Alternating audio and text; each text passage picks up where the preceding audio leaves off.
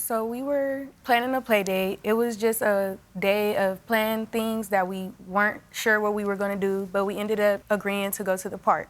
In the midst of that, my child's father asked me, can he get his sons? And I said yes because I'm pregnant and I'm tired a lot of the time. So I agreed, and I just have my daughter. So I told her that I would be able to take them to the movies since I wasn't going to be able to take them to the park.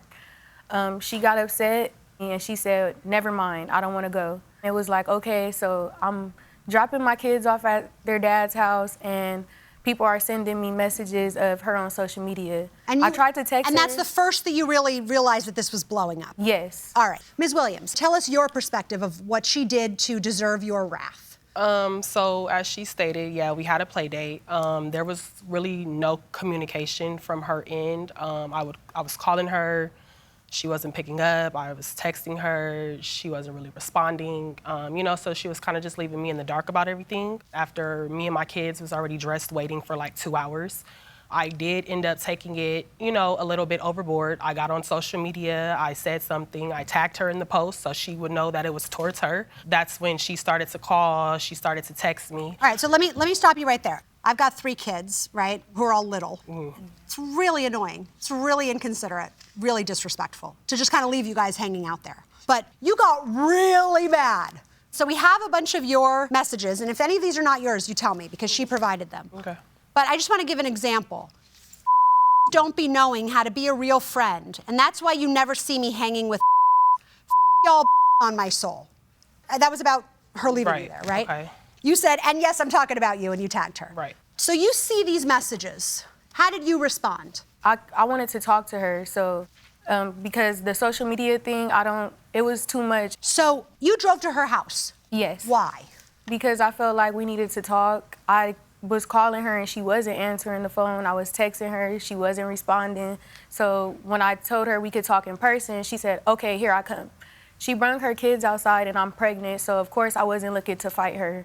And I wasn't going to be on anything like that. So, Ms. Williams, you're clearly not pleased with her. She shows up at your house. So tell us what happened from your perspective. I stated to her, I don't know why you came. My kids are present. You're pregnant. I'm not about to touch you. I'm not about to fight you. And I'm like, girl, just go home. She had one of her friends in the car with her, basically on standby. I'm looking at her while she's just yelling at me, and I'm just, staring like, did you want to talk?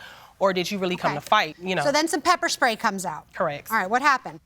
That was from her as well. We're still arguing as the gate is closed, and then that's when she proceeds to go with that. All right. And I had to, Ms. Garrett, what happened with the pepper spray? As we were talking, she started to taunt me to try to say something that I wasn't going to get out of my character for. And from there, I was just like, you know what? This is just going to be something that it don't need to be. I'm going to leave.